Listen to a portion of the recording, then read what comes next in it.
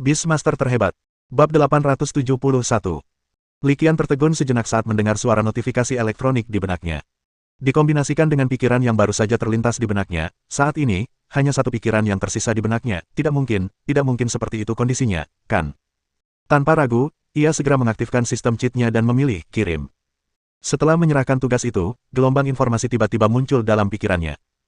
Ada banyak sekali informasi, dan karena dia perlu mencerna dan menyerap aliran informasi ini, Li Qian benar-benar tercengang.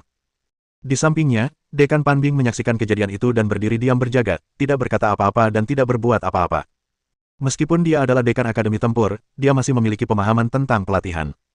Dia tahu betul bahwa hanya ada satu kemungkinan hasil dalam situasi ini. Yaitu, pencerahan yang tiba-tiba. Ya, Dekan Pan Bing langsung menyadarinya. Mengingat situasi ini, Li Qian kemungkinan besar tengah mengalami momen pencerahan yang mendalam.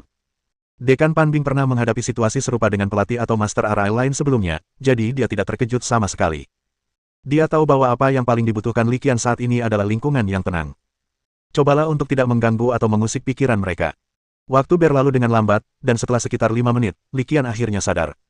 Sialan, memang begitulah kondisinya. Setelah sadar kembali, Li Qian tak kuasa menahan diri untuk mengumpat. Melalui informasi yang baru saja dicerna dan diserapnya, Li Qian akhirnya yakin bahwa pikirannya memang benar. Itu memang salah satu syarat terjadinya evolusi. Ini agak canggung. Karena kondisi evolusi ini sebenarnya semacam jebakan, hal itu akan sangat mengurangi nilai jalur evolusi kucing berekor 9. Nah, apakah kau sudah menemukan sesuatu, Li Qian? Melihat Li Qian akhirnya sadar, Dekan Pan Bing bertanya dengan rasa ingin tahu. Terima kasih, Dekan Pan. Kau telah memberiku ide baru, dan kurasa ide itu kemungkinan besar benar. Li Qian menatap Dekan Pan Bing, matanya dipenuhi rasa terima kasih.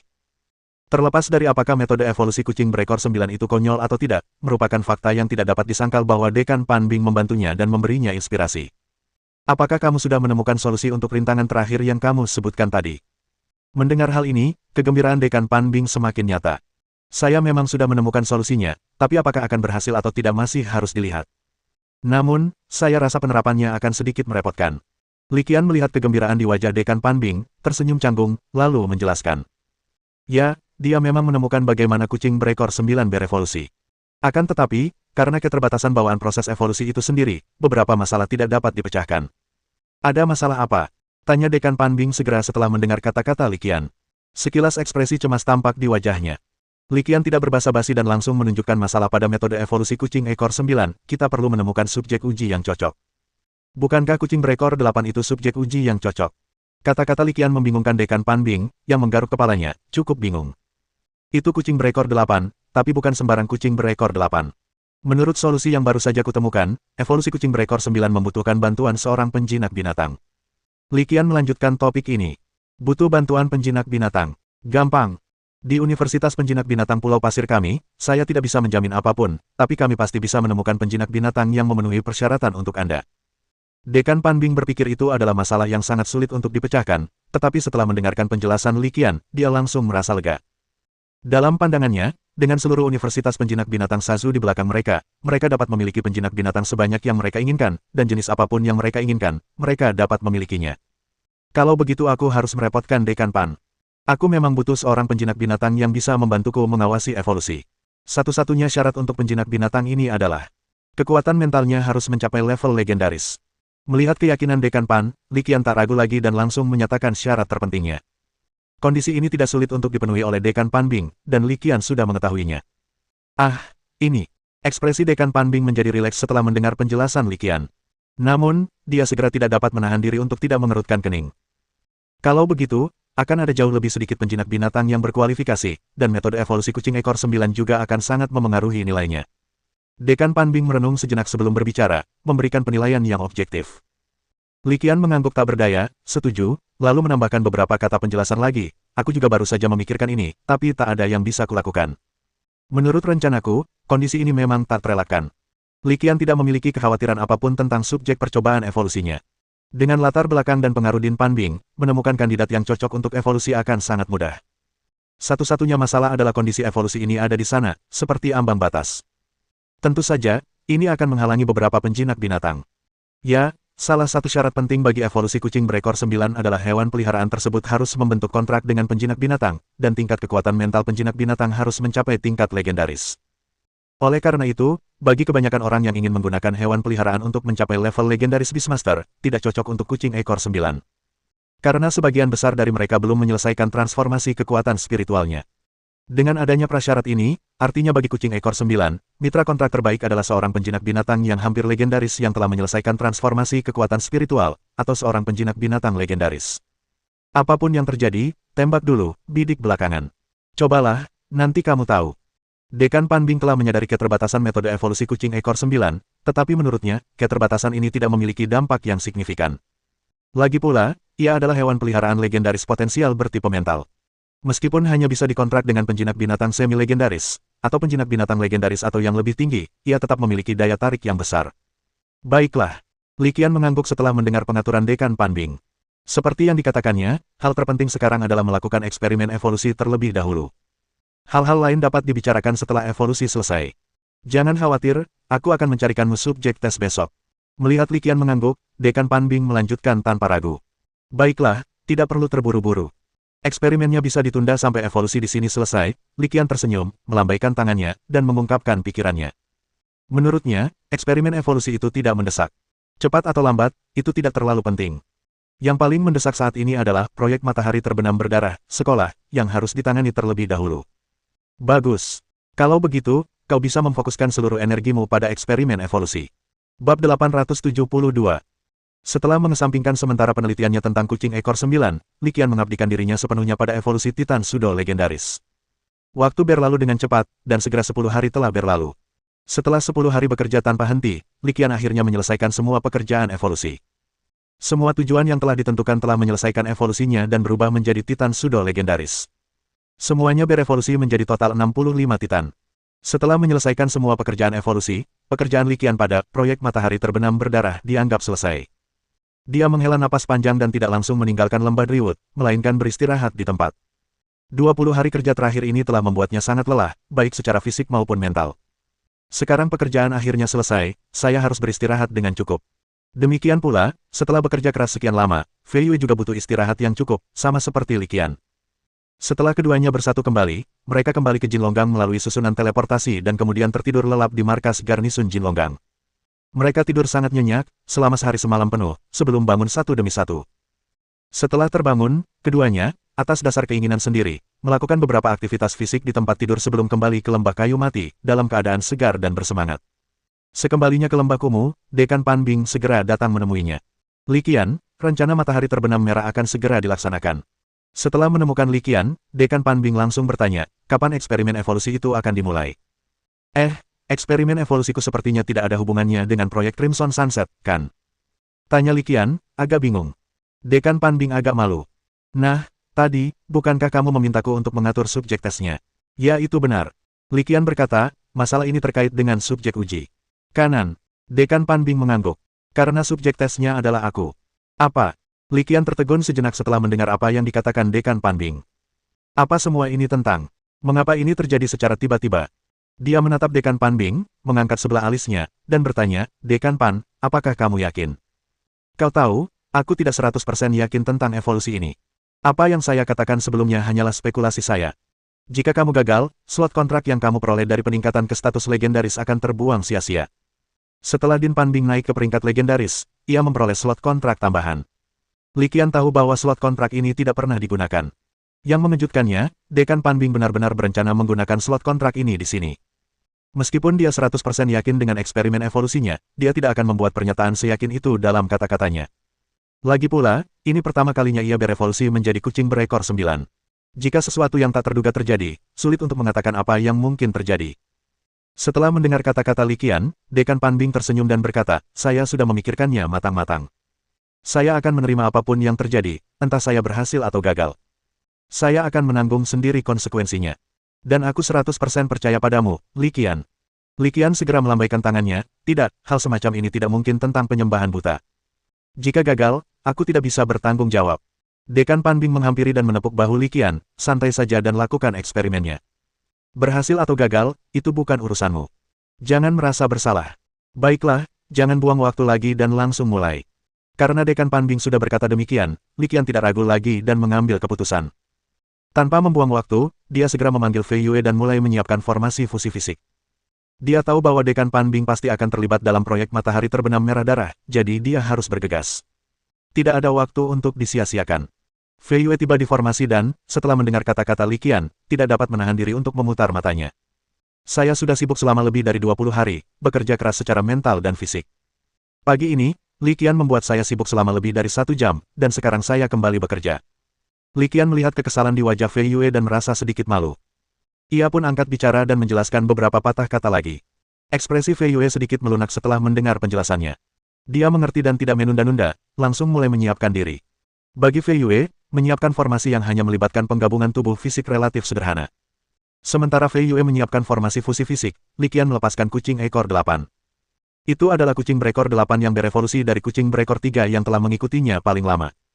Li Qian memperkenalkan Dekan Pan Bing kepada kucing ekor 8 dan menjelaskan kelebihan dan kekurangannya secara rinci. Meskipun Li Qian merasa bahwa masalah ini sepenuhnya menguntungkan kucing ekor 8, namun hal ini menyangkut masa depan kucing ekor 8, jadi pendapatnya harus dihormati. Jika tidak bersedia membuat kontrak dengan Dekan Pan Bing, Li Qian tidak akan memaksanya. Nantinya, ia akan menemukan kucing berekor 8 lainnya dan membuat kontrak dengan Dekan Pan Bing. Kucing berekor 8 adalah hewan peliharaan berjenis roh, dan tingkat kekuatannya telah mencapai tingkat kaisar yang tinggi. Kecerdasannya tidak kalah dari penjinak binatang biasa. Jadi ketika Li Qian berkata bahwa hanya dengan membuat kontrak dengan seorang penjinak binatang, seseorang dapat menyelesaikan evolusi, berevolusi menjadi kucing berekor 9, dan mencapai lompatan dalam tingkat kehidupan, dia merasa kagum. Ia menyetujuinya hampir tanpa keraguan. Melihat kucing berekor 8 itu setuju, Li Qian tidak membuang waktu dan segera mendiskusikannya dengan Dekan Pan Bing, dan segera menyelesaikan kontrak dengan yang pertama. Tidak lama setelah kontrak ditandatangani, kabar baik juga datang dari pihak Fei Yue. Formasi fusi tubuh fisik telah dibentuk. Baiklah, mari kita mulai. Setelah semuanya siap, evolusi segera dimulai. Li Qian secara langsung menginstruksikan Dekan Pan Bing untuk duduk bersila di salah satu posisi kunci formasi fusi tubuh fisik. Dekan Pan Bing mengikuti perintah tanpa ragu-ragu dan duduk bersila di tengah formasi. Setelah duduk bersila, ia terus bergerak dan segera menutup matanya.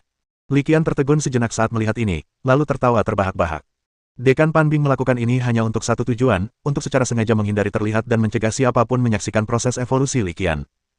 Meskipun proses evolusi sangat rumit, bahkan dengan formasi yang sama, material yang sama, dan target evolusi yang sama, satu kesalahan dalam detail saja dapat menyebabkan kelalaian besar. Oleh karena itu, bahkan jika Dekan Pan Bing melihatnya secara terbuka dan jujur, dia tidak akan terlalu peduli. Akan tetapi, karena dia sangat sadar diri, Li Qian tidak mengatakan apa-apa lagi. Itu hanya masalah kecil, tidak perlu dipermasalahkan besar. Jika dia ingin menghindari kecurigaan, maka biarkan dia menghindari kecurigaan. Bab 873. Eksperimen evolusi ini sebenarnya tidak ada hubungannya dengan Din Pan Bing. Peran yang dapat dimainkannya relatif terbatas. Dia tidak punya pilihan selain berpartisipasi dalam eksperimen ini karena kekuatan mental legendarisnya dibutuhkan untuk memberinya dorongan pada saat yang genting. Melihat Dekan Pan Bing duduk bersila di dalam formasi fusi fisik, Li Qian tidak membuang waktu. Dia melepaskan kucing berekor 8 sekali lagi.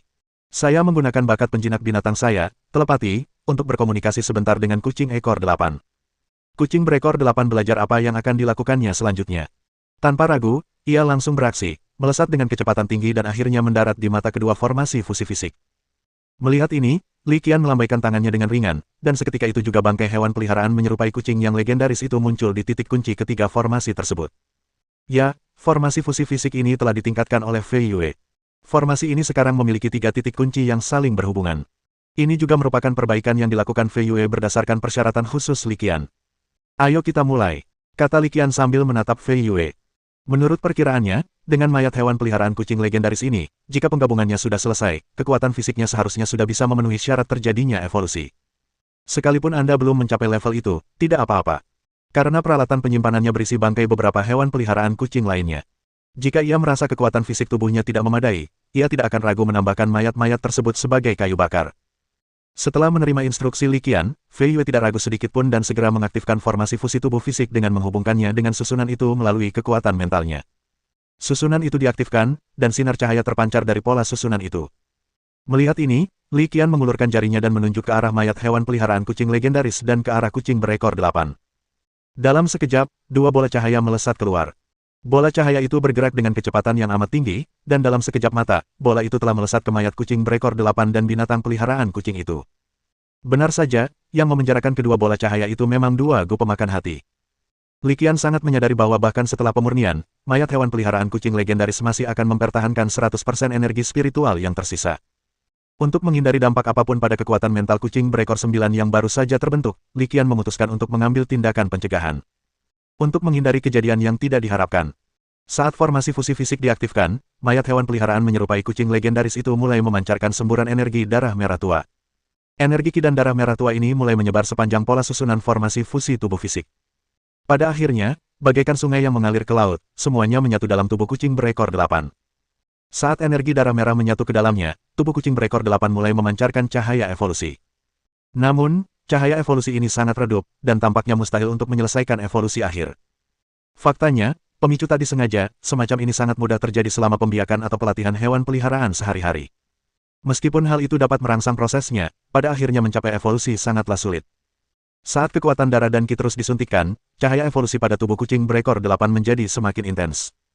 Li Qian hanya menonton tanpa melakukan gerakan apapun. Evolusi ini tidak akan mudah untuk diselesaikan, jadi dia tidak terburu-buru sama sekali. Li Qian berdiri diam di sana selama sekitar setengah jam. Setelah melihat formasi itu hampir sepenuhnya mengeluarkan bangkai hewan peliharaan legendaris yang menyerupai kucing, ia akhirnya merasa bahwa waktunya telah tiba. Dia secara langsung menggunakan bakat penjinak binatang buasnya, telepati, untuk membuka medan mentalnya. Seperti dugaannya, bayangan hantu memang ada di tempat mayat kucing legendaris itu berada, dalam medan mental khusus. Itu adalah sisa kesadaran dari mayat hewan peliharaan kucing legendaris itu. Dengan bantuan Bu pemakan jantung, seperti yang diharapkan, kucing ekor 8 langsung menyatu dengan sisa kesadaran hewan peliharaan kucing legendaris ini tanpa reaksi penolakan apapun. Terbagi menjadi dua tugas, Li Qian terus mengawasi evolusi di dalam medan mental dan mengamati reaksi kucing berekor 8. Sementara itu, di dunia nyata, ketika ia merasa waktunya tepat, ia melemparkan hati mata air suci dan inti sihir mental legendaris bersama-sama. Ya, penggunaan kedua bahan ini berbeda dengan sumber daya luar biasa lainnya. Perlu menghubungi objek evolusi secara serentak, tanpa penyimpangan sedikitpun. Oleh karena itu, ketika menginvestasikan sumber daya evolusi, seseorang harus menggunakan kekuatan mental untuk pengendalian yang tepat. Jika Anda tidak berhati-hati, entah membiarkan inti sihir berjenis roh legendaris bersentuhan dengan target evolusi terlebih dahulu, atau membiarkan hati mata air suci bersentuhan dengan target evolusi terlebih dahulu, evolusi mungkin gagal di menit terakhir. Itu harus dikontrol secara hati-hati dan tidak memihak. Li Qian menggunakan kekuatan mentalnya untuk mengendalikan dua sumber daya luar biasa dengan sempurna, dan pada saat yang sama, ia bersentuhan dengan kucing berekor 8 yang sedang berevolusi. Tepat seperti yang telah diprediksinya, cahaya evolusi tiba-tiba meledak dan menjadi lebih intens saat kedua sumber daya evolusi bersentuhan dengan kucing berekor 8. Itu menerangi hampir seluruh area formasi di dalam formasi. Sangat jelas bahwa cahaya evolusi ini jauh lebih menyilaukan daripada saat ia berevolusi menjadi Titan Sudo legendaris. Cahaya evolusi melesat ke langit, dan Li Qian yakin bahwa cahaya itu akan menarik banyak perhatian jika bukan karena penghalang dalam susunan itu. Li Qian hanya menonton, kesadarannya juga mengamati dalam medan mental khusus. Dia dapat merasakan bahwa, dalam hal kekuatan fisik dan akumulasi energi, kucing berekor 8 di hadapannya telah mencapai tingkat yang sangat berlebihan. Saat berikutnya, dia tiba-tiba mengalihkan pandangannya ke Dekan Pan Bing, yang tidak jauh darinya, Dekan Pan, kontraknya. Mendengar ini, Dekan Pan Bing langsung membuka matanya dan bergegas keluar tanpa ragu-ragu. Entah bagaimana dia memperoleh rune khusus di tangannya. Rune kontrak khusus muncul di ujung jarinya, dan akhirnya, dia menjentikkannya keluar, mengirimkannya terbang ke tubuh kucing berekor 8. Gerakan satu jari ini seperti menambahkan setetes air ke dalam panci berisi minyak. Seluruh lokasi evolusi langsung mendidih, dengan cahaya evolusi yang menyilaukan hampir memenuhi seluruh area susunan dalam susunan. Akhirnya, setelah sekitar 15 menit, cahaya evolusi memadat sepenuhnya, membentuk pilar cahaya yang sangat mencolok. Dekan Pan Bing merasakan sedikit kegembiraan di wajahnya saat dia merasakan bahwa dia telah menjalin hubungan dengan kucing berekor 8 dalam cahaya evolusi. Dengan bergabungnya hewan peliharaan potensial tingkat legendaris lainnya, ia merasa lebih percaya diri dalam meningkatkan kekuatannya sendiri. Mengenai pelatihan selanjutnya, dia tidak khawatir sama sekali.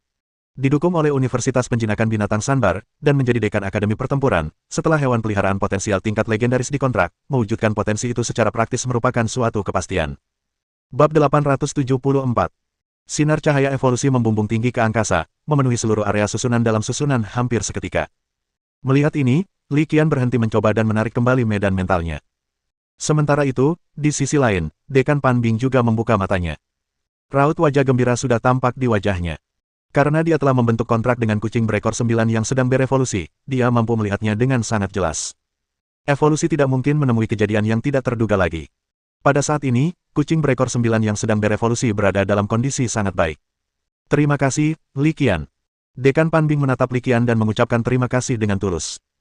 Li Qian tersenyum dan menjawab, tidak perlu berterima kasih padaku, sebenarnya aku tidak banyak membantu. Meskipun ada unsur kerendahan hati dalam kata-katanya, sejujurnya, dia tidak dapat mengambil semua pujian untuk hal itu. Sebab entah itu bangkai binatang peliharaan kucing, inti sihir mental legendaris, atau jantung mata air suci, Dekan Pan Bing sebenarnya telah menemukan semuanya sendiri. Pada dasarnya, dia tidak berusaha apapun dalam hal ini. Tidak, tidak, Li Qian, aku tahu betul bahwa evolusi kucing ekor 9 sepenuhnya berkatmu, kata Dekan Pan Bing sambil menggelengkan kepalanya dengan kuat. Tidak seperti gagasan Li Qian, pemikiran Dekan Pan Bing sangat sederhana. Tugas-tugas tambahan itu tidak berarti apa-apa baginya.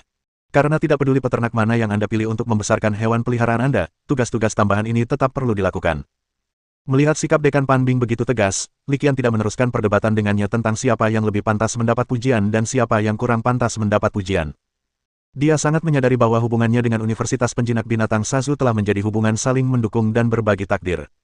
Tidak perlu khawatir tentang hal itu. Jadi saya biarkan saja dia bicara. Sementara keduanya berbicara, tidak lama kemudian, perubahan baru mulai tampak dalam formasi tersebut. Cahaya evolusi yang memenuhi seluruh area susunan dalam susunan perlahan-lahan surut. Ini adalah tanda bahwa evolusi hampir selesai. Baik Li Qian maupun Dekan Pan Bing menyaksikan adegan ini dengan penuh harap. Dan akhirnya, di bawah tatapan penuh harap mereka, sinar evolusi pun surut sepenuhnya. Setelah menyelesaikan evolusinya, kucing berekor 9 perlahan mengungkapkan wujud aslinya. Berbeda dengan evolusi kucing berekor 7 menjadi kucing berekor 8, evolusi kucing berekor 8 menjadi kucing berekor 9 tidak mengakibatkan tubuh hewan peliharaan tersebut membesar. Malah, sedikit mengecil. Dulu ukurannya sebesar anak sapi. Sekarang telah menyusut menjadi seukuran macan tutul normal. Selamat, kucing ekor 9, transformasimu telah selesai. Li Qian menatap kucing ekor 9 yang perlahan muncul dari pilar cahaya evolusi yang memudar dan segera memberikan restunya.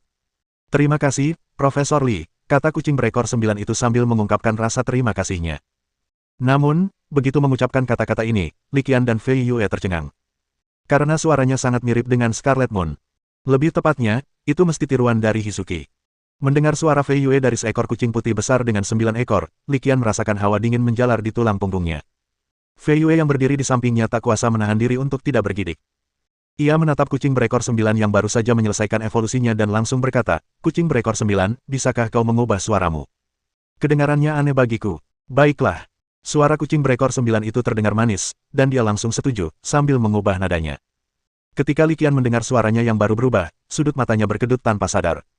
Karena suaranya, ia menjadi orang lain yang dikenalnya, gadis kecil Sun Ruirui. Li Qian tidak tahu apa yang dilakukan kucing ini sehari-hari, atau mengapa ia suka meniru suara wanita di sekitarnya. Li Qian menghela napas panjang dan memutuskan untuk mengabaikannya. Itu hanya kucing, tidak perlu ribut. Ia memandangi kucing berekor 9 itu, menyuruhnya untuk tenang dan tidak melawan, serta memeriksa beberapa informasi untuknya.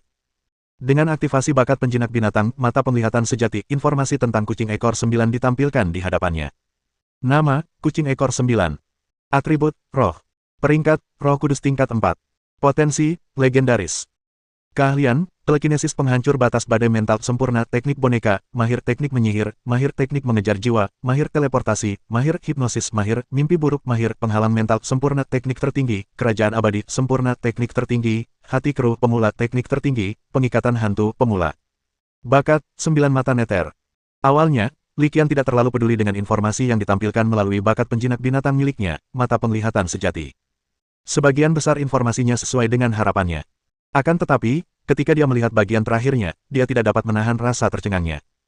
Dia menatap kucing berekor 9 dan langsung bertanya, kucing berekor 9, kemampuan macam apa, bakat, mata neterward, ini? Li Qian dapat mengetahui bahwa, 9 mata neter, ini bukanlah sebuah keterampilan, tetapi kemampuan ras. Ia memiliki penglihatan seekor elang, indera penciuman seekor anjing, dan kecepatan reaksi seekor kucing. Mengenai tujuan dari kemampuan ini, Li Qian tidak tahu. Perkataan Li Qian langsung menarik perhatian Dekan Pan Bing, dan dia pun menghampiri. Saya ingin mempelajarinya lebih lanjut. Bagaimanapun, kucing berekor 9 ini akan menjadi peliharaannya mulai sekarang. Tanpa ragu, kucing berekor 9 itu langsung menjawab, mata 9 neter ini adalah kemampuan bawaan. Sepertinya aku bisa menembus ilusi dan melihat beberapa sinyal berbahaya dengannya. Itu kemampuan yang bagus, Li Qian mengangguk dan berkomentar. Dia belum memiliki pemahaman yang sangat jelas tentang kemampuan kucing berekor 9. Dia hanya memiliki pemahaman yang relatif dangkal. Saya pikir itu akan menjadi keterampilan yang cukup berguna. Saat dia merenung, dia tiba-tiba terdiam, karena pada saat itu, kucing ekor 9 berbicara lagi, Profesor Li, saya merasa kemampuan ini seharusnya berasal dari mayat itu. Selagi dia berbicara, kucing berekor 9 menunjuk ke lokasi titik kunci lainnya dalam formasi tersebut. Di sana, pada saat ini, hanya tumpukan tulang membusuk yang tersisa. Itu tertinggal dari tubuh hewan peliharaan legendaris berjenis kucing gelap itu. Dari bangkai kucing peliharaan itu. Li Qian merenungkan kata-kata itu, dan semakin dalam ia memikirkannya, semakin cerah matanya. Baru saja kata-kata kucing berekor 9 itu memberinya peringatan. Menarik, menarik, dia mulai bergumam pada dirinya sendiri.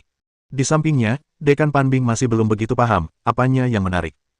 Kemampuan, 9 mata neter, milik kucing ekor 9 berasal dari mayat hewan peliharaan kucing legendaris tipe gelap yang kau kirim. Li Qian menjelaskan sambil tersenyum, kalau begitu, maksudnya jika dicampur dengan bangkai kucing dengan atribut dan jenis yang berbeda, bisa membangkitkan kemampuan bawaan yang berbeda pula. Jika memang begitu, berarti kucing berekor 9 yang berevolusi di masa depan kemungkinan besar akan menguasai berbagai jenis kemampuan bakat. Mata Dekan Panbing berbinar saat mendengar ini. Bab 875. Awalnya, Li Qian berpikir bahwa metode evolusi kucing berekor 9 itu konyol dan tidak hemat biaya. Kalau dipikir-pikir sekarang, kalau kita bisa mengembangkan kemampuan bakat yang lain, bukankah efektivitas biayanya akan jauh lebih tinggi? Setidaknya tidak akan setidak berguna sebelumnya. Ya, bahkan dengan kemampuan bawaan ini, Li Qian masih merasa bahwa efektivitas biayanya tidak sebagus gagak emas berkaki 3 dan Taiwu, yang merupakan metode evolusi yang telah dikuasainya. Ngomong-ngomong, Li Qian, ada hal lain yang sekolah ini butuhkan bantuanmu, tapi aku tidak yakin itu bisa diandalkan, jadi aku datang ke sini khusus untuk bertanya. Setelah menyelesaikan evolusi kucing ekor 9 dan tiba-tiba mendapatkan hewan peliharaan dengan potensi legendaris, Dekan Panbing sedang dalam suasana hati yang sangat baik. Keduanya mengobrol sebentar, lalu tiba-tiba ia teringat sesuatu dan angkat bicara. Ada apa? Li Qian mengangguk dan bertanya langsung. Tidak perlu menyembunyikan apapun dari Universitas Penjinak Binatang Sasu. Kita cukup katakan apa yang ada dalam pikiran kita. Sekarang, Li Qian menganggap Universitas Penjinak Binatang Sasu sebagai rumah keduanya. Jadi apapun itu, selama dia bisa membantu, dia tidak akan menolak dalam keadaan normal. Inilah yang terjadi. Selanjutnya, Dekan Panbing menjelaskan secara singkat permintaan sekolah dalam beberapa menit. Setelah beberapa menit mendengarkan, Li Qian akhirnya mengerti apa yang dibicarakan Dekan Panbing. Pertanyaannya, ini masih tentang Titan Sudo legendaris itu. Sebelumnya, Li Qian menetapkan ambang batas, yaitu hanya tingkat ke-8 dan ke-9 dari evolusi Roh Kudus yang akan diaktifkan untuk saat ini. Beastmaster di bawah peringkat ke-8 Roh Kudus tidak dipertimbangkan pada tahap ini. Melihat Li Qian tidak langsung menjawab, Dekan Panbing melanjutkan penjelasannya. Begini, sebenarnya ada cukup banyak pensiunan guru di Universitas Penjinak Binatang Sasu kita. Mereka semua telah berkontribusi bagi sekolah dan seluruh umat manusia. Kini, entah karena penyakit fisik atau keterbatasan bakat, mereka semua telah kehilangan harapan untuk mencapai level legendaris. Pada titik ini, Dekan Panbing menghela napas sebelum melanjutkan, sebagian besar dari mereka bahkan belum mencapai tingkat ke-8 alam Roh Kudus, apalagi tingkat ke-9. Li Qian sepenuhnya menyadari tujuan Dekan Panbing mengemukakan hal ini. Dia hanya ingin membantu guru-guru tua yang bahkan belum mencapai alam Roh Kudus tingkat ke-8 berevolusi menjadi Titan Sudo legendaris. Sejujurnya, Li Qian sangat menghormati guru-guru veteran ini. Seperti yang dikatakan Dekan Panbing, mereka memang telah memberikan kontribusi besar bagi Universitas Penjinak Binatang Sasu dan seluruh umat manusia. Li Qian tidak menolak dengan cara apapun. Alasan dia ragu-ragu adalah karena masalah ini perlu diperjelas, dan konsekuensinya perlu dijelaskan. Maka ia pun menatap Dekan Panbing, dan setelah Dekan Panbing tenang, ia pun berbicara dengan hikmat, Dekan Pan, saya juga sangat menghormati dan mengagumi guru-guru veteran yang Anda sebutkan. Tanpa mengubah nadanya, ia melanjutkan, sejujurnya, metode evolusi Titan Sudo legendarisku, secara teoritis, mungkin bagi siapapun yang telah mencapai tingkat Roh Kudus. Sedangkan bagi mereka yang berada di bawah tingkat Roh Kudus, tak perlu disebutkan. Mereka ditakdirkan untuk mati. Mendengar kata-kata hikmat Li Qian, wajah Dekan Panbing berseri-seri karena gembira. Li Qian tidak ingin menyakiti Dekan Panbing, tetapi beberapa hal harus diperjelas sebelumnya sehingga dia memahami keseriusan konsekuensinya, dan kemudian pesan ini akan disampaikan kepada semua target evolusi. Dia melanjutkan, tapi teori itu satu hal, pada kenyataannya, ada sesuatu yang harus kukatakan pada Dekan Pan. Artinya, semakin rendah tingkat kekuatannya, semakin tinggi kemungkinan kegagalan evolusi, dan semakin berbahaya evolusinya. Mendengar ini, Dekan Panbing langsung mengerutkan kening. Lalu aku jadi penasaran, berapa tingkat keberhasilan roh suci tingkat 7, dan bahkan yang di bawah tingkat 7. Mendengar ini, Li Qian menggelengkan kepalanya dan mengungkapkan kebenarannya, entahlah.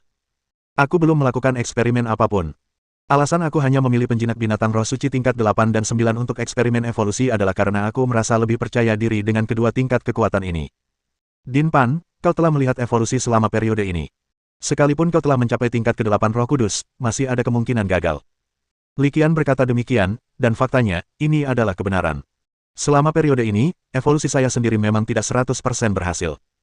Dua individu yang berada di tingkat ke-8 alam Roh Kudus tidak selamat. Satu terluka parah, dan yang lainnya roboh di dalam formasi.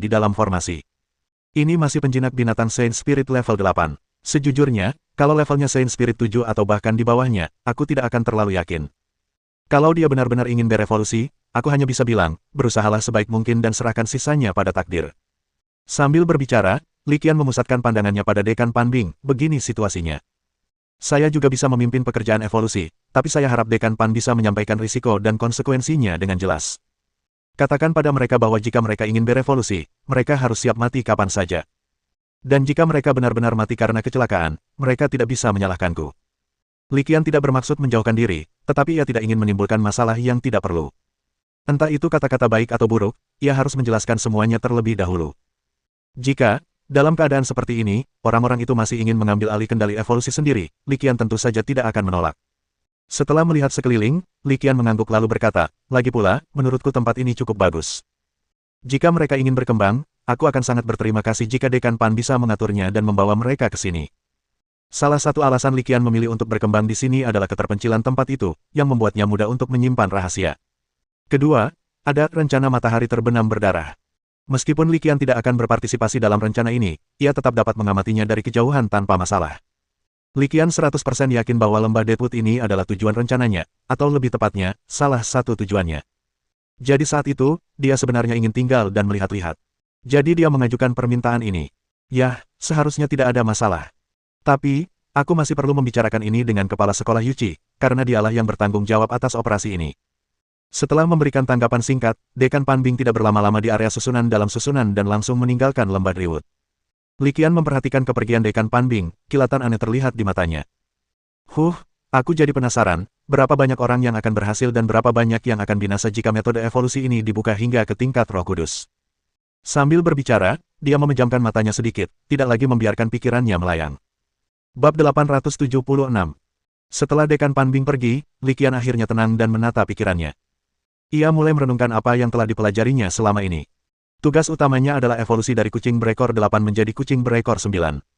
Umpan balik yang diterimanya setelah menyelesaikan tugas evolusi ini cukup menyenangkan baginya.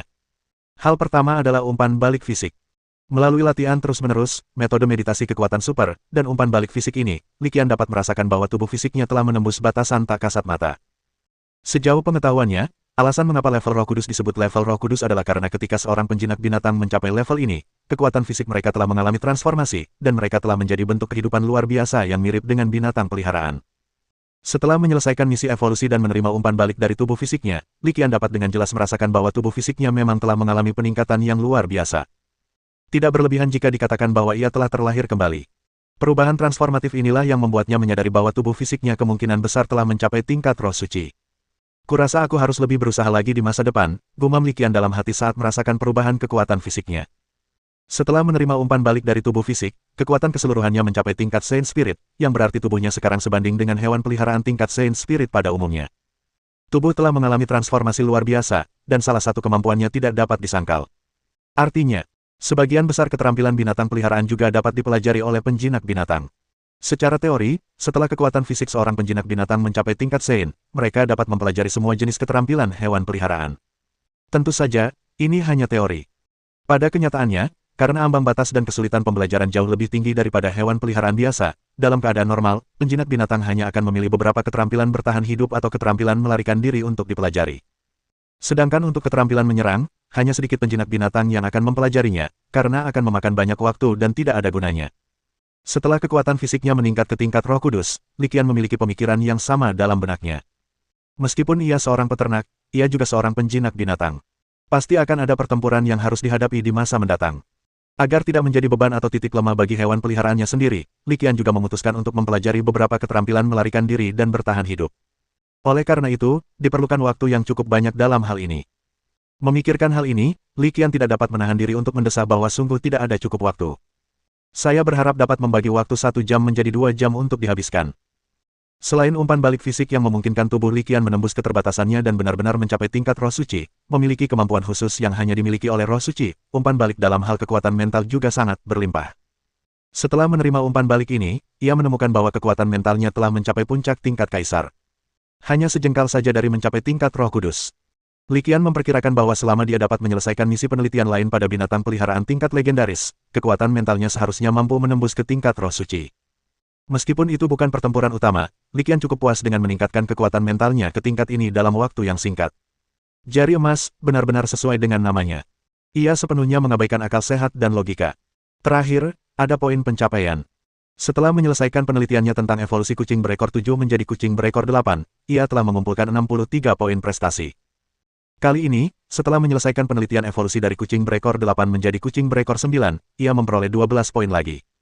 Dengan demikian, total poin pencapaiannya mencapai 75 poin yang mengerikan. Itu sudah jumlah yang sangat besar. Setelah memeriksa semuanya, Li Qian tersenyum puas, lalu duduk bersila dan mulai beristirahat. Waktu berlalu dengan cepat, dan 3 hari berlalu dengan cepat. 3 hari kemudian, Dekan Panbing datang lagi ke lingkaran dalam formasi. Setelah bertukar sapa singkat, Dekan Panbing langsung ke pokok permasalahan, berkata, Li Qian, aku membawa semua orang bersamaku. Li Qian pun tak membuang kata-kata. Ia langsung bertanya, ada berapa orang totalnya? Totalnya ada 28 orang, jawab Dekan Panbing. Kata-katanya membuat Li Qian sedikit mengernyit. Aku tidak menyangka ada begitu banyak orang. Ke-28 orang ini adalah satu-satunya guru pensiunan yang tersisa di Universitas Penjinak Binatang Sazu yang bersedia datang dan memberikan segalanya. Faktanya, begitu Dekan Panbing mengirim seseorang kembali ke sekolah untuk memberitahu mereka tentang masalah ini, banyak orang memilih untuk berangkat tanpa ragu-ragu. Di antara mereka banyak laki-laki muda dan setengah baya yang percaya bahwa mereka hampir tidak mempunyai harapan untuk maju ke level legendaris dalam hidup mereka, dan karena itu mereka memendam pikiran seperti itu. Menurut mereka, karena mereka toh akan mati juga, lebih baik mereka mengambil kesempatan dan memperjuangkannya. Siapa tahu, mereka bahkan mungkin mampu membuat pegas kedua. Pada akhirnya, banyak dari mereka yang dibujuk untuk kembali oleh orang-orang yang dikirim oleh Dekan Panbing. Menurut Li Qian, orang-orang ini, kecuali mereka sudah mendekati akhir hayatnya, hidup mereka dapat ditunda. Cobalah untuk naik level semaksimal mungkin, sehingga Anda dapat meningkatkan tingkat keberhasilan evolusi. Melihat Dekan Panbing tetap diam, Li Qian tak dapat menahan diri untuk mendesah, aku hanya ingin tahu berapa banyak orang yang pada akhirnya akan menyelesaikan evolusi mereka dan menerobos belenggu kehidupan. Dekan Panbing mendesah tak berdaya, Li Qian, lakukan yang terbaik. Jangan khawatir, aku akan melakukan yang terbaik. Li Qian mengangguk. Bahkan jika Dekan Panbing tidak mengatakan apa-apa, dia pasti tidak akan menahan diri dalam masalah ini. Setelah membahas perkembangan 28 guru veteran tingkat Sein yang baru, Dekan Panbing mengganti topik pembicaraan dan mengemukakan hal lain. Ngomong-ngomong, Li Qian, proyek Crimson Sunset akan segera dimulai. Mendengar ini, Li Qian pun tertarik. Di mana lokasinya? Itu ada di lembah Deadwood ini, jawab Dekan Panbing setelah melihat sekeliling. Sudah kuduga. Wajah Li Qian tiba-tiba menunjukkan ekspresi tersadar. Ia langsung bertanya, apakah ada pengaruhnya jika aku tetap di sini untuk mengawasi evolusi? Dekan Panbing tersenyum dan menepuk pundaknya, tidak, kamu bisa tetap di sini dan mengawasi perkembangannya. Kami akan menunggu kepulangan kita yang penuh kemenangan. Setelah berkata demikian, dia tidak berlama-lama lagi dan meninggalkan area tersebut dalam formasi. Setelah Dekan Panbing pergi, Li Qian mulai sibuk. Ia mulai mengatur evolusi menurut tingkat kekuatan guru veteran. Orang pertama yang masuk adalah seorang pria tua berjanggut putih, bersandar pada tongkat. Melihat keadaannya, Li Qian tidak dapat menahan diri untuk tidak mengerutkan kening. Pada usia ini dan dalam situasi ini, apakah benar-benar mungkin untuk berhasil? Meskipun tingkat kekuatannya telah mencapai peringkat ke-7 Roh Kudus, Li Qian tidak terlalu optimis padanya. Li Qian sangat khawatir, tetapi lelaki tua itu sendiri cukup berpikiran terbuka. Dia tersenyum dan mengatakan kepada Li Qian untuk melakukan yang terbaik dan tidak merasa bersalah. Akhirnya, dengan bantuan keterampilan berkah kuno tingkat super dari pohon Fusang 9 naga legendaris yang diatur khusus oleh Dekan Panbing, evolusinya benar-benar selesai. Evolusi sukses lelaki tua itu membuat Li Qian sangat percaya diri. Bab 877. Seorang lelaki tua di tingkat ke-7 alam Roh Kudus tiba, bersandar pada tongkat, dalam kondisi yang sangat buruk. Meski begitu, dengan bantuan skill Super Ancient Blessing dari Nine Dragons Fusang Tree, evolusinya tetap selesai. Ia berhasil berubah menjadi Titan Sudo legendaris. Hasil ini memberi Li Qian keyakinan besar. Dengan keyakinan yang tumbuh ini, ia memutuskan untuk menghadapi tantangan yang lebih besar. Seorang guru tua di tingkat kedua Roh Kudus. Ya, target evolusi berikutnya hanya berada di tingkat kedua alam Roh Kudus. Dia adalah seorang wanita tua dengan wajah keriput yang tampak sangat baik. Setengah hari kemudian, di dalam formasi, Li Qian menatap wanita tua yang telah berevolusi ke tahap akhir, menghabiskan seluruh energi hidupnya, dan berubah menjadi mayat dingin. Ekspresi sedih muncul di wajahnya. Dia menoleh dan melirik Fei Yue, nadanya sangat sedih. Bahkan dengan keterampilan berkah kuno tingkat super, aku masih tidak bisa berhasil. Kamu tidak perlu berkecil hati. Fei Yue menyaksikan semuanya. Ia menatap Li Qian dengan tatapan menghibur, kondisi fisik guru Zhou terlalu buruk. Kekuatannya hanya Roh Kudus level 2. Kegagalan tak terelakkan. Li Qian menghela napas, lalu mengalihkan pandangannya ke pemuda berambut hijau di sampingnya. Aku harus merepotkan senior Kowloon untuk membantuku nanti. Pemuda berambut hijau panjang ini tak lain adalah, atau lebih tepatnya, tak lain adalah, pohon fusang 9 naga legendaris yang dikirim oleh sekolah untuk membantunya dalam evolusinya. Saya pasti akan mengerahkan kemampuan saya sepenuhnya, Profesor Li, yakinlah. Pemuda yang merupakan wujud pohon fusang 9 naga itu mengangguk dengan sungguh-sungguh. Dia mengandalkan Li Qian untuk melengkapi evolusi dan kemajuannya, jadi dia secara alami mematuhi setiap kata-kata Li Qian. Setelah percakapan singkat dengan pemuda berambut hijau yang merupakan pohon fusang Kowloon yang menyamar dan Fei Yue, mereka berbicara selama beberapa menit. Li Qian duduk bersila dan mulai memejamkan mata sambil berpikir keras. Dia tidak hanya memulihkan kekuatan mentalnya. Karena hanya mengawasi 2 evolusi, energi mental Li Qian masih relatif melimpah saat ini. Alasan utama dia duduk di tempat itu adalah untuk merenungkan dan meninjau situasi. Melihat kembali proses evolusi, apakah ada yang belum saya pertimbangkan? Meskipun pengetahuan seseorang tentang evolusi tentu saja berasal dari penyuntikan kode curang, pengetahuan ini belum tentu 100% sempurna. Li Qian sudah mengetahui hal ini. Mengetahui hal ini, ia akan mencoba segala cara untuk membuat beberapa perubahan kecil pada detailnya pada setiap evolusi. Terutama para titan pseudo legendaris ini. Karena dengan pendekatan evolusioner ini, kegagalan kemungkinan besar berarti hilangnya nyawa. Dia tidak punya pilihan selain menanggapinya dengan serius. Setelah duduk bersila di tempat selama sekitar 1 jam, Li Qian akhirnya membuka matanya. Pada saat itu, sekilas tekad muncul di matanya. Setelah meninjau situasi, dia tidak membuang waktu lagi dan langsung menghubungi staf sekolah di Deadwood Valley. Sekitar 5 menit setelah pesan terkirim, seorang pria berjanggut lebat berjalan memasuki area dalam formasi sambil tersenyum. Li Qian melirik pria berjanggut itu tetapi tidak mengatakan apapun. Orang ini tampak muda, dan secara teori dia masih jauh dari mencapai batas umurnya, jadi dia tampaknya tidak terburu-buru untuk berevolusi. Padahal kenyataannya tidak demikian. Dia hanya tampak muda dan kuat. Kondisi fisiknya sebenarnya sangat buruk. Li Qian bahkan bisa merasakan aura pembusukan yang terpancar darinya. Mengingat kondisi fisiknya, tidak ada masalah sama sekali baginya untuk bertahan hidup. Namun, pada dasarnya mustahil untuk melangkah lebih jauh. Jika memang begitu, lebih baik mencoba berevolusi lebih cepat, setidaknya sekarang kita masih bisa berfungsi dengan baik. Memikirkan hal ini, Li Qian segera memulai evolusi tanpa mengucapkan sepatah kata pun. Dia memimpin rapat itu dengan penuh hati-hatian, berusaha menyempurnakan setiap detail pada setiap langkah. Lelaki berjanggut di hadapan mereka tidak memiliki tingkat kultivasi tinggi, hanya pada tingkat keempat alam Roh Kudus. Li Qian benar-benar khawatir orang ini akan mengikuti jejak orang sebelumnya. Maka, waktu berlalu begitu cepat. Karena perawatan ekstra yang dilakukan, evolusi ini memakan waktu sedikit lebih lama. Sekitar 4 jam telah berlalu. Akhirnya, di tengah cahaya evolusi yang perlahan memudar, seorang pria berjanggut muncul dengan senyum lebar, hahaha, aku tidak pernah menyangka bahwa aku, Lao Qian, akan memiliki kesempatan untuk terlahir kembali. Pria berjanggut itu, yang juga dikenal sebagai Lao Gan, tidak dapat lagi menahan kegembiraannya. Dia tertawa lebar. Sesampainya di Li Qian, dia mengucapkan terima kasih tanpa ragu, terima kasih, Profesor Li. Melihat Guru Qian telah menyelesaikan evolusinya, Li Qian juga tersenyum. Dia mengangguk sedikit, menatap Guru Qian, dan akhirnya merasa lega. Mengingat proses evolusi tadi, Li Qian berkata jujur, tidak perlu berterima kasih padaku. Kali ini, alasan utama aku bisa menyelesaikan evolusi adalah karena tekadmu, Guru Qian. Tanpa jeda, dia melanjutkan, jika bukan karena tekad luar biasa yang membuatmu terus maju, evolusi mungkin sudah. Merasa implikasinya tidak menguntungkan, Li Qian tiba-tiba mengganti pokok bahasan, dengan berkata, bagaimanapun, hasilnya tetap sangat bagus. Selanjutnya, Li Qian bertukar beberapa kata lagi dengan Guru Qian. Keberhasilan Guru Qian cukup khas. Karena dia hampir berhasil dalam evolusinya di ambang kesuksesan. Satu gerakan yang salah dan Anda bisa celaka. Ini memiliki nilai referensi yang signifikan. Oleh karena itu, sekarang setelah evolusinya selesai, Li Qian tentu ingin menanyakannya dengan hati-hati. Secara khusus, serangkaian masalah yang terperinci. Percakapan tersebut berlangsung sekitar 5 menit, sebagian besar dengan Li Qian mengajukan pertanyaan dan Guru Qian menjawab.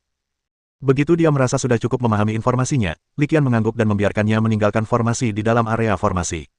Setelah Guru Qian pergi, Li Qian segera menoleh ke arah Fei Yue di sampingnya, bagaimana? Sekarang tampaknya faktor risikonya sangat tinggi untuk Roh Kudus tingkat 4, bahkan di bawah Roh Kudus tingkat 4. Fei Yue berpikir sejenak, lalu menjelaskan situasi sebenarnya yang baru saja diamatinya. Mendengar ini, Li Qian mendesah dalam-dalam dan berkata dengan nada tak berdaya, kamu seharusnya sudah mengetahuinya sekarang, kan? Ya, aku sudah melihatnya sejak lama.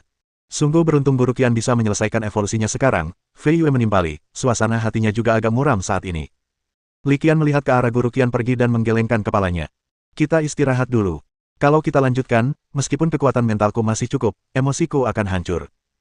Saat dia mengucapkan kata-kata itu, transmisi mental tiba-tiba muncul dalam benaknya. Mereka tiba pada waktu yang tepat. Mendengar transmisi spiritual ini, secerca rasa ingin tahu muncul di matanya. Ayo, aku akan membawamu ke suatu tempat. Fei Yue memperhatikan rasa ingin tahu di mata Li Qian dan bertanya dengan bingung, apakah ada tempat menyenangkan lainnya di sini? Di dalam alam dimensi tingkat kelima ini, di lembah hutan yang kering kerontang ini, dia benar-benar tidak tahu harus berbuat apa atau bersenang-senang apa.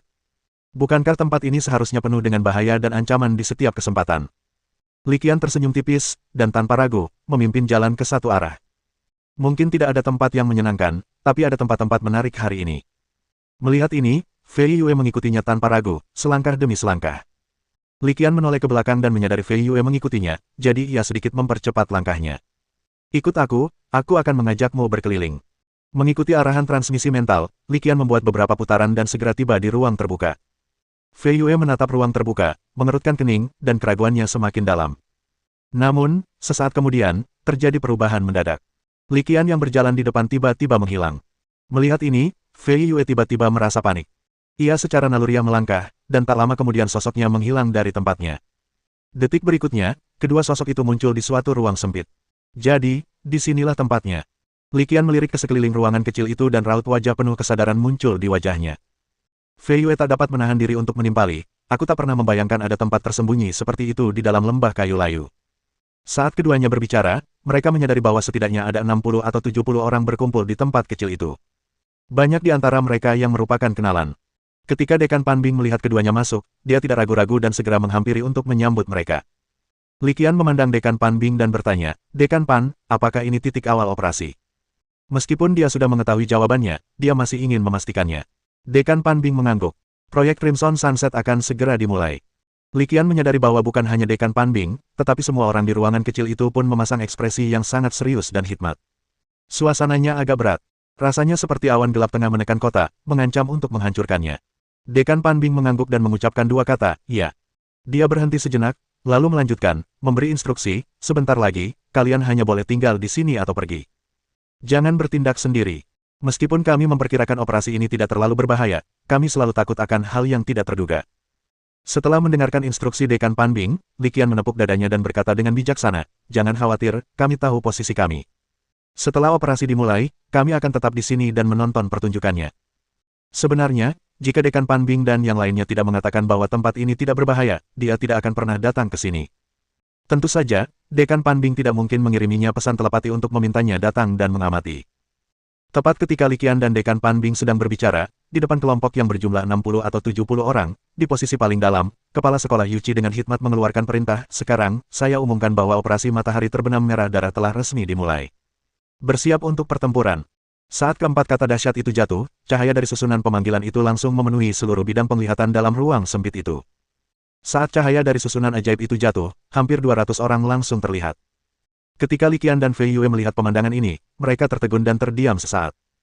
Tak diragukan lagi, 200 orang yang tiba-tiba muncul entah dari mana itu bukanlah para penjinak binatang buas, melainkan hewan peliharaan yang levelnya telah mencapai minimal level legendaris. Saat melihat begitu banyak hewan peliharaan legendaris sekaligus, Li Qian menyadari bahwa hatinya tengah kacau. Setelah mengeluarkan perintah, Kepala Sekolah Yuchi tidak membuang waktu lagi. Dia tiba-tiba melambaikan tangannya. Saat berikutnya, 5 sosok tiba-tiba melesat keluar. Bola cahaya 5 warna menyatu di tangan mereka. Hanya dengan sekali pandang, Li Qian merasakan bahwa bola 5 warna itu mengandung energi yang sangat mengerikan. Fluktuasi itu cukup membuatnya sedikit gelisah. Bola cahaya 5 warna itu mengembun, dan sesaat kemudian, saat Kepala Sekolah Yuchi menarik tangan kanannya ke bawah, bola itu melesat keluar dengan suara gemuruh yang dahsyat. Gemuruh gemuruh gemuruh. Di bawah komando Kepala Sekolah Yuchi, bola cahaya 5 warna itu jatuh ke dalam kehampaan satu demi satu. Tak lama kemudian, Li Qian pun terkejut, kekosongan itu pun runtuh. Tanpa diragukan lagi, hanya ada satu kemungkinan hasil dalam situasi ini. Dinding kehampaan itu ditembus oleh binatang peliharaan berkepala 5 milik Kepala Sekolah Yuchi. Melihat celah yang telah runtuh, Li Qian melihat sekilas apa yang ada di dalamnya. Itu adalah ruang dunia kecil berwarna merah tua, dan energi di dalamnya terasa sangat ganas. Bagaimana mungkin seorang master penjinak binatang bisa berada di lingkungan seperti itu? Li Qian hanya melihat sekilas bagian dalam sebelum perhatiannya beralih kepada para petugas, karena tim yang terdiri dari 5 orang telah bergegas masuk.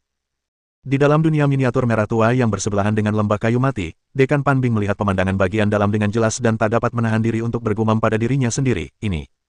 Dia berkedip tanpa sadar, seolah-olah ingin memastikan apakah dia berhalusinasi. Karena pada saat ini juga, di permukaan dunia kecil ini, terdapat telur-telur berwarna-warni yang tak terhitung jumlahnya, tak berujung. Telur-telur ini bervariasi dalam ukuran dan bentuk, dan tampak cukup menakutkan. Melihat adegan ini, sutradara Hu Changtian tak kuasa menahan diri untuk menelan ludah. Gul, sepertinya semuanya telur cacing Gu. Kepala sekolah Yuchi juga sama tercengangnya, diikuti oleh kegembiraan yang meluap-luap, ini pasti tempat kultus setan darah membudidayakan cacing Gu. Berdiri tak jauh dari kepala sekolah Yuchi, seorang pria berwajah persegi tertawa terbahak-bahak, hahaha, hebat. Sepertinya kali ini, kita memang menemukan sarang kultus iblis darah. Saat pria berwajah persegi itu tertawa terbahak-bahak, ratusan sosok tiba-tiba muncul dari segala arah di dalam dunia miniatur berwarna merah tua itu. Siapa? Ah, bagaimana mungkin? Bagaimana mungkin orang-orang dari 8 besar menemukan tempat ini? Keluar dari sini. Mereka melihat para agen dan berhamburan ke segala arah. Melihat hal ini, kepala sekolah Yuchi segera berbicara dan mengeluarkan perintah serangan, bertindak. Perintah diberikan, dan tatapannya yang tajam bak obor segera tertuju pada sebuah sosok. Kau, Feng Yang, wakil ketua sekte setan darah. Begitu melihat seekor ikan besar, kepala sekolah Yuchi tidak ragu lagi dan langsung mengejarnya. Tak jauh dari sana, seorang pria berhidung bengkok berjubah hitam melihat kepala sekolah Yuchi menerjang ke arahnya. Ketakutan, ia pun lari ke arah itu tanpa ragu. Bab 878. Universitas Penjinak Binatang Sasu. Dalam bidang dimensi 5 tingkat yang berada di bawah yurisdiksinya. Di dunia mini berwarna merah tua yang bersebelahan dengan lembah Deadwood. Membunuh. Jangan biarkan mereka lolos. Hahaha, bajingan-bajingan dari sekte setan darah itu, aku akan membantai mereka semua hari ini. Petik 2. Di dalam Scarlet Little World. Pada saat ini, teriakan pertempuran memenuhi udara. Bahkan Beastmaster peringkat terendah yang berpartisipasi dalam proyek Crimson Sunset semuanya telah mencapai level legendaris. Mereka bergegas memasuki dunia kecil ini. Itu seperti seekor harimau yang memasuki kawanan domba. Di dunia kecil berwarna merah tua ini, kultus setan darah tidak memiliki banyak anggota kultus. Mungkin ada 300 atau 400 orang. Menghadapi perbedaan kekuatan yang sangat besar, mereka tidak melawan lama-lama. Mereka dengan cepat dikalahkan dan perlengkapan serta senjata mereka ditinggalkan. Kerugiannya sangat besar.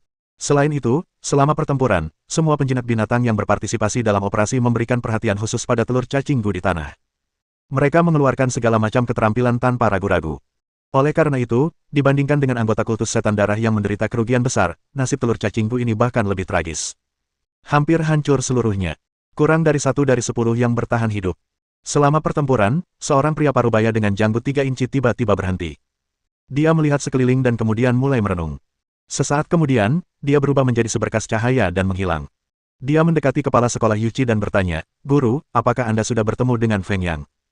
"Tidak, orang ini bisa berlari lebih cepat dari kelinci." Kepala sekolah Yuchi menggelengkan kepalanya sedikit, mereka telah melarikan diri dari dunia kecil ini.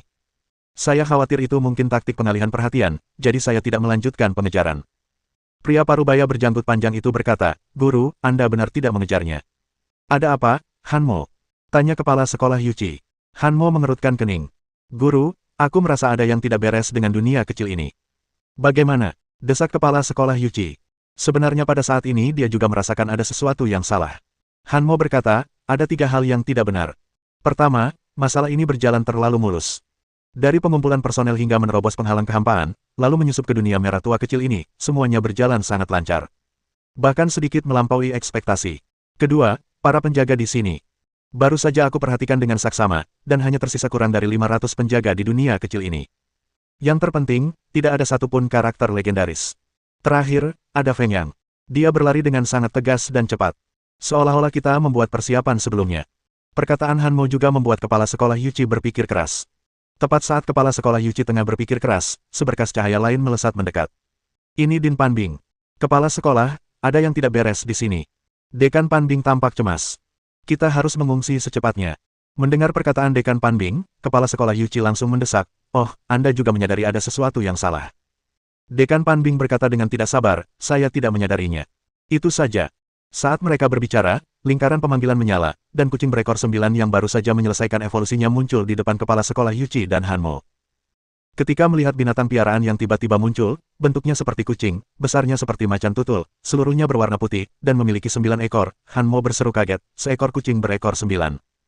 Kucing berekor 9, sebagai jenis hewan peliharaan, telah muncul sebelumnya di dimensi yang lebih dalam. Selain itu adalah proyek penelitian yang populer, jadi Hanmo langsung mengenali identitasnya.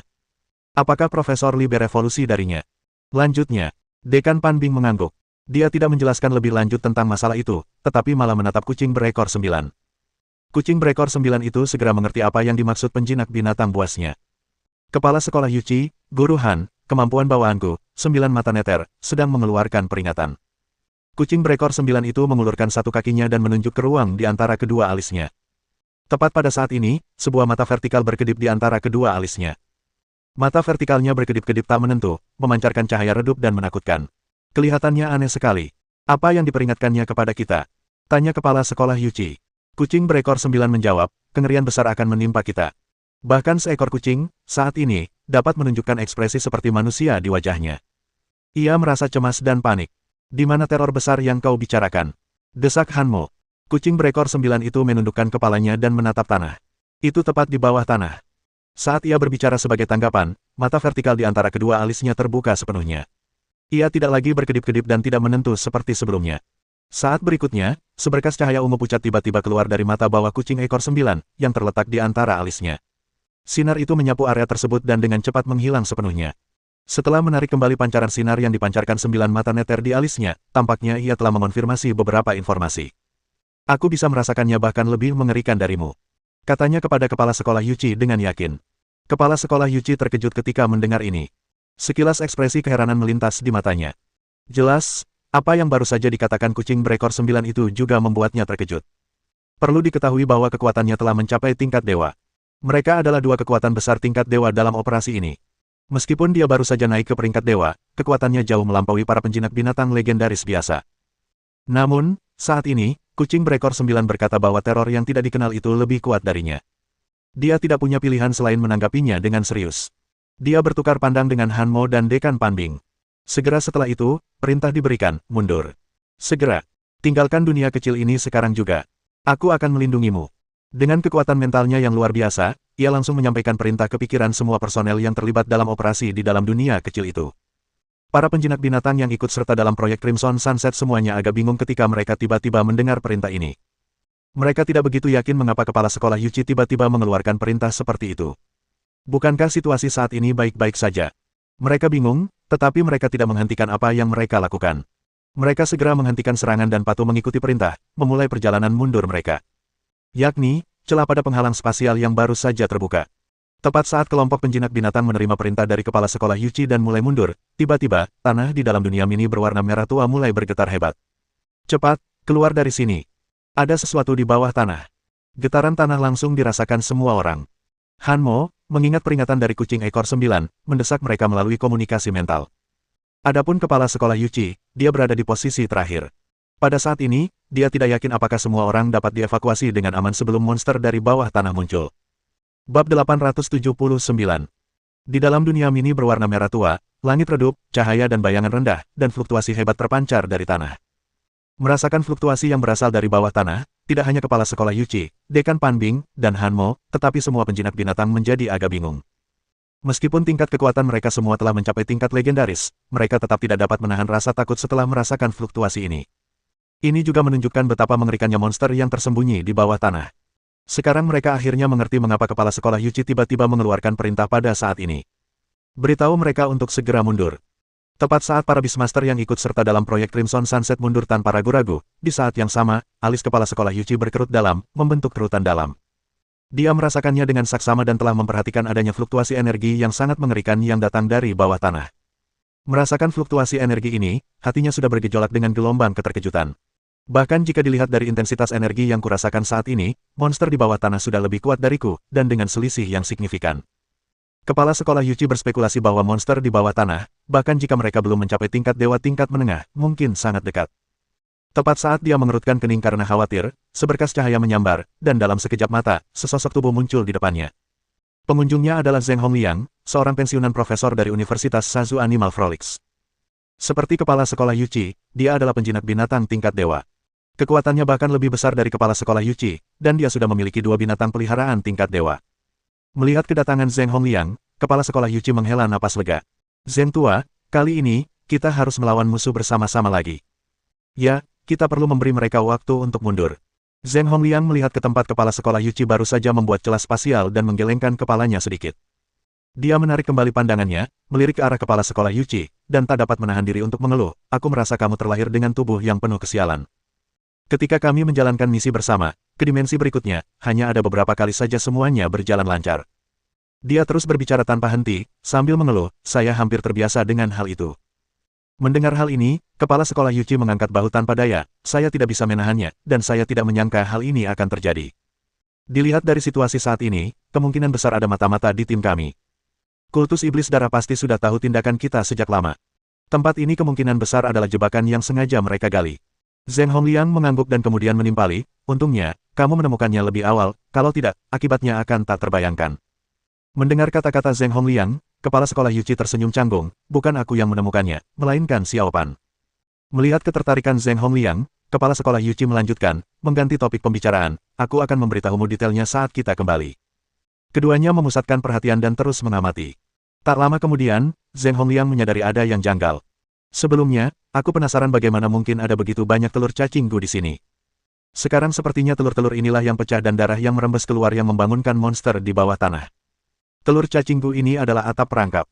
Keduanya dengan cepat menganalisis situasi ketika, tidak jauh dari sana, sebuah gerakan aneh terdengar dari tim penjinak binatang yang mundur. Kalau bicara logika, mereka semua adalah penjinak binatang legendaris yang sudah mengalami pertempuran yang tak terhitung jumlahnya. Jadi kalaupun mereka mundur, seharusnya mereka melakukannya dengan tertib dan disiplin. Bagaimana mungkin ada aktivitas yang tidak biasa dalam tim? Mereka semua menoleh, dan kepala sekolah Yuchi langsung bertanya, ada apa? Tak jauh dari mereka, Angusituri dengan cepat melaporkan, kesenjangan di penghalang spasial itu sedang diperbaiki, dan dengan kecepatan yang semakin meningkat. Melihat ini, kepala sekolah Yuchi bertukar pandang dengan Zheng Hongliang dan segera mengambil keputusan. Zheng tua, pergi pegang barang-barang di sana. Perintahnya. Tanpa ragu, Zheng Hongliang bergegas mendekat sambil berteriak, kalian, cepat pasang perisai pelindung. Begitu dia selesai berbicara, semua penjinak binatang yang mundur mengangkat perisai energi mereka, bersiap untuk melewati celah dengan cara ini. Melihat semua penjinak binatang telah memasang perisai energi mereka, Zheng Hongliang tidak ragu lagi dan memerintahkan lelaki tua keriput di sampingnya, Huai tua, serang celah itu. Setelah menerima perintah dari penjinak binatang buasnya, lelaki tua keriput itu segera bertindak, melepaskan rentetan bola energi kecil yang padat. Bola-bola energi ini meledak saat dibuka, langsung mengembang hingga dapat menampung orang dewasa berukuran normal. Akan tetapi, bukaan semacam ini, yang tercipta sementara akibat serangan, tidak dapat bertahan lama dan hanya dapat menampung paling banyak 2 orang. Artinya, untuk setiap 2 orang yang mengungsi, 1 serangan harus dilancarkan untuk menciptakan celah. Ledakan hebat terus terjadi. Zheng Hongliang dengan hati-hati memeriksa lukanya dan menemukan bahwa kecepatan penutupan celah sebenarnya meningkat. Ia melihat sekeliling dan menyadari sekitar 10 orang belum sempat mengungsi. Butir-butir keringat muncul di dahinya. Ini tidak akan berhasil, terlalu lambat. Kepala sekolah Yuchi berbicara dengan sedikit cemas, waspada terhadap monster yang akan muncul dari tanah. Zheng Hongliang mendesah tak berdaya dan menatap kepala sekolah Yuchi, apakah Anda punya ide yang lebih baik? Kepala sekolah Yuchi. Jika dia punya metode yang lebih baik, dia tidak akan menunggu sampai sekarang. Dia pasti sudah menggunakannya sejak lama. Terlebih lagi, mereka dapat melihat bahwa saat monster di bawah tanah semakin mendekat, celah spasial itu pun menutup semakin cepat. Mereka di sini. Tepat saat keduanya menggunakan kemampuan mereka untuk melindungi jalan mundur tim, suara gemuruh terdengar. Di dalam dunia mini berwarna merah tua, tanah tiba-tiba runtuh. Tanah runtuh, membentuk lubang besar. Kemudian, dari dalam lubang ini, disertai raungan yang mengerikan, seekor serangga raksasa, hitam pekat, panjangnya sekitar 500 meter, dan menyerupai kelabang, tiba-tiba muncul. Kepala sekolah Yuchi melirik alat pendeteksi energi khusus di pergelangan tangannya dan dengan sungguh-sungguh menyatakan, dilihat dari intensitas energinya, serangga raksasa ini hanya sehelai rambut lagi untuk mencapai tingkat dewa tingkat menengah. Sambil mengarahkan binatang peliharaannya untuk terus membombardir celah itu, Zheng Hongliang menatap kelabang raksasa itu dan berkata, Letnan tua, kali ini, pertempurannya akan sulit. Aku tidak bisa berbuat apa-apa, aku akan menyeretmu lagi. Kepala sekolah Yuchi tersenyum kecut. Zheng Hongliang terkekeh, kita sudah bersaudara selama bertahun-tahun, jangan bicara tentang keterlibatan, itu terlalu formal. Lagi pula, sejak aku setuju untuk berpartisipasi dalam proyek Crimson Sunset, aku sudah siap secara mental bahwa operasi ini pasti akan menimbulkan masalah. Dan benar saja, itu menjadi kenyataan lagi. Kepala sekolah Yuchi. Bab 880. Di dalam dunia miniatur Scarlet. Kepala sekolah Yuchi dan Zheng Hongliang memberikan perlawanan sengit. Kelabang raksasa yang muncul dari reruntuhan bawah tanah membuat mereka semua mengerutkan kening. Tidak ada jalan lain. Kelabang raksasa ini benar-benar tangguh. Dilihat dari energi yang terdeteksi saja, ia telah mendekati level dewa tingkat menengah. Yang lebih penting lagi, hal itu sama sekali tidak masuk akal. Tidak ada cara untuk bernegosiasi. Untuk mencegah kelabang raksasa itu melesat dan mengganggu jalannya para penjinak binatang lainnya, kepala sekolah Yuchi tidak punya pilihan lain selain bergabung dengan pasukan binatang peliharaannya dan berusaha sekuat tenaga untuk bermanuver di sekitarnya. Ledakan, ledakan, ledakan. Gemuruh, gemuruh, gemuruh. Berbagai keterampilan, tubuh fisik, batu, energi, dan angin kencang bertabrakan terus-menerus, melepaskan kekuatan yang benar-benar mengerikan. Sekitar 10 kilometer jauhnya, Zheng Hongliang tampak cemas. Dia sebenarnya ingin membantu, tetapi dia tidak berdaya melakukannya. Tugas utamanya adalah untuk meliput evakuasi personel yang terlibat dalam operasi ini. Setelah sekitar 5 menit, retret akhirnya selesai dengan sukses. Semua penjinak binatang mengundurkan diri dari Crimson Small World, kecuali mereka berdua. Setelah mengawasi mundurnya semua penjinak binatang, Zheng Hongliang tidak berani membuang waktu lagi dan langsung terbang keluar. Fiuh! Dia menghela napas panjang dan, dalam sekejap, tiba di samping kepala sekolah Yuchi. Dia menatap kepala sekolah Yuchi dan berkata, untungnya, Anda berhasil mengeluarkan semua orang. Apa selanjutnya? Mendengar ini, kepala sekolah Yuchi melirik kelabang raksasa yang sedang mengamuk dan melawan buaya penembus langit perkasanya sendiri. Setelah berpikir sejenak, ia berkata, mari kita bersatu untuk menahan makhluk besar ini dulu, lalu kita bisa menyerangnya bersama-sama. Seharusnya itu cukup untuk membuka penghalang kehampaan. Ya, hanya itu jalannya. Zheng Hongliang mengangguk tanpa ragu dan segera memerintahkan pohon belalang kuno giok dan naga bumi untuk bergabung dalam pertempuran. Baik Zheng Hongliang maupun kepala sekolah Yuchi tahu betul bahwa mereka berdua dan ketiga hewan peliharaan mereka bukanlah tandingan kelabang raksasa itu. Oleh karena itu, tujuan mereka bukanlah untuk mengalahkan atau membunuh kelabang raksasa. Mereka hanya ingin menciptakan kesempatan untuk melarikan diri dari tempat ini, dan itu akan dianggap sebagai penyelesaian misi mereka. Hati-hati, kelabang raksasa ini sangat kuat. Jangan melawannya secara langsung, kepala sekolah Yuchi memperingatkan, melihat pohon belalang kuno zamrud dan naga bumi milik Zheng Hongliang ikut bertempur. Baru saja, buaya perkasa saya tidak dapat menghindarinya dan bertabrakan dengannya, mengalami cedera serius. Jika bukan karena fisik buaya langit perkasa yang luar biasa, kemungkinan besar ia sudah kehilangan kemampuan bertarungnya sekarang. Mendengar pengingat kepala sekolah Yuchi, Zheng Hongliang segera mengangguk, ekspresinya menjadi cukup serius. Maka pertempuran sengit pun terus berlanjut.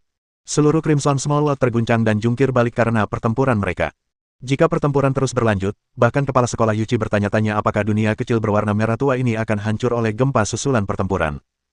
Tak lama kemudian, melalui usaha gabungan dari pohon belalang kuno zamrud, buaya penembus langit yang perkasa, kepala sekolah Yuchi, dan Zheng Hongliang, mereka berhasil memanfaatkan peluang yang sekilas itu.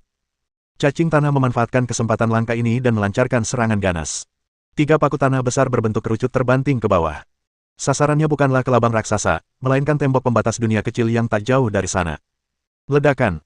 3 kerucut tanah raksasa terbanting ke bawah, menghantam dinding pembatas dunia dan melepaskan ledakan yang amat dahsyat. Kepala sekolah Yuchi awalnya mengira bahwa serangan dahsyat seperti itu seharusnya mampu mengukir celah di batas dunia kecil.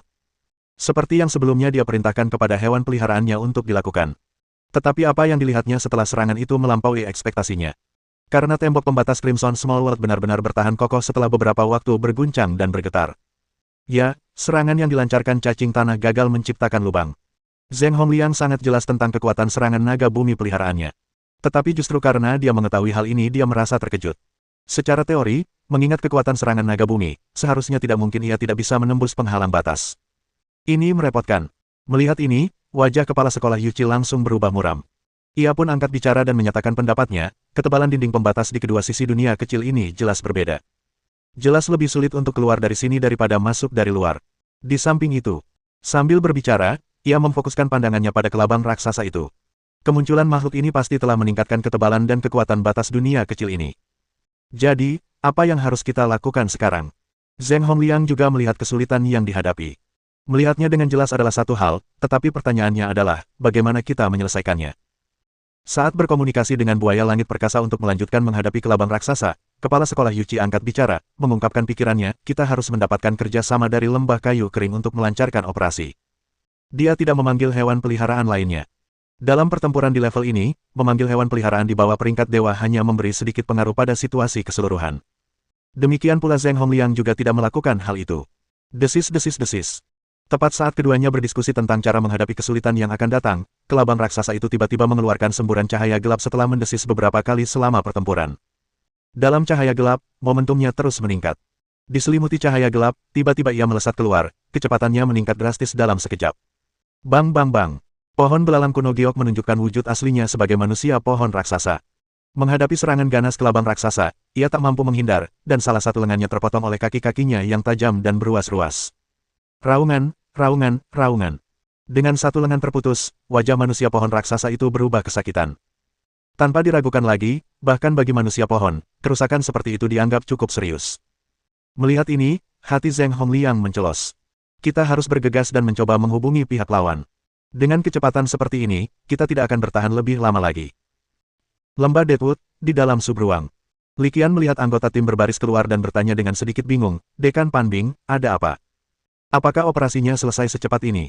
Ekspresi Dekan Panbing tampak serius saat ia berkata dengan singkat, sebuah kecelakaan telah terjadi. Selanjutnya, dia menceritakan secara singkat apa yang terjadi setelah semua orang memasuki Crimson Small World dalam 2 atau 3 menit. Mendengar ceritanya, Li Qian langsung mendesak untuk mendapatkan detailnya, bagaimana dengan guru Zheng dan kepala sekolah Yuqi. Mereka masih terjebak di dalam. Dekan Panbing menggelengkan kepalanya tanpa daya, saya juga tidak tahu. Tepat pada saat itu, kucing berekor 9 di samping Dekan Panbing tiba-tiba berbicara, mengingatkannya, Profesor Li, saya bisa merasakannya. Dekan Panbing segera menoleh ke arah kucing berekor 9, kucing berekor 9, apa yang kau rasakan? Kucing berekor 9 itu menatap ke arah tertentu di subruang, mata vertikalnya berkedip di antara alisnya. Di dalam dunia kecil ini, ada binatang peliharaan yang melancarkan serangan, membombardir dinding pembatas. Sangat bagus. Mendengar ini, raut wajah gembira langsung tampak di wajah Li Qian. Sekarang, dia punya gambaran umum mengapa ada binatang peliharaan yang menyerang tembok pembatas di dunia kecil itu. Sebuah ide segera muncul dalam pikirannya. Bersambung.